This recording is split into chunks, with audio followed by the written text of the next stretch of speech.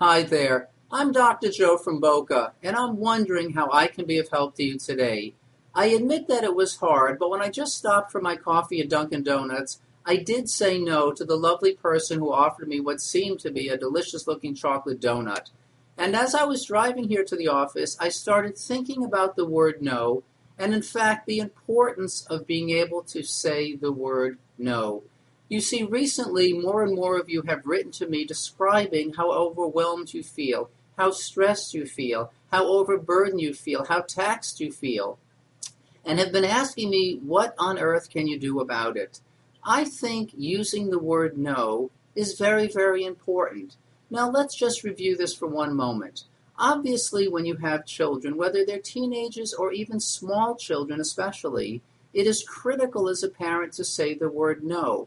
Because when you say no, especially in a firm and loving manner, you impart to your child limits. You impart boundaries. You teach your children that they have to learn to delay gratification. And one of the worst things that you could ever do for a small child is to never say the word no, to not set limits.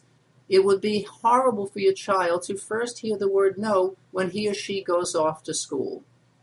So when we're parenting young children, we find it sort of easy and sort of difficult to say the word no.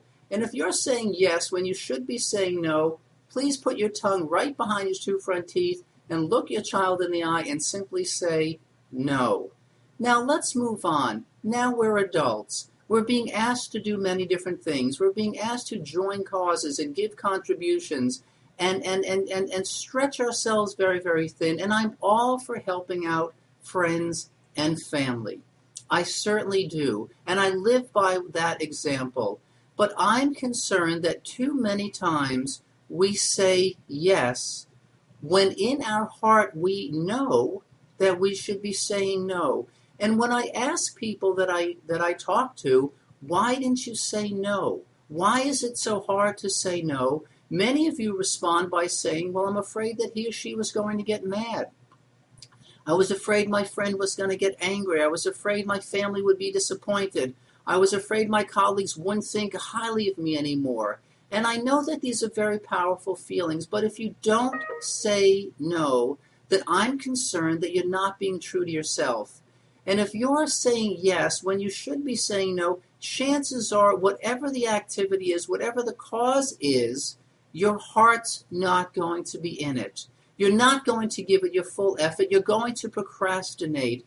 And I think your friends and your family and your colleagues and you yourself would be much better served if you could simply say no. Because if you do, and you say it with love and you say it with kindness, you're not going to hurt anybody's feelings. You are going to honor yourself. And that is very, very important. Now, I don't think this is the answer to all the stress that you're feeling.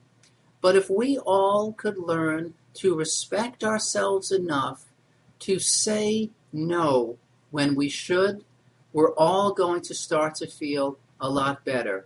Again, I'm Dr. Joe from Boca. I hope this is helpful, and I'll speak with you soon.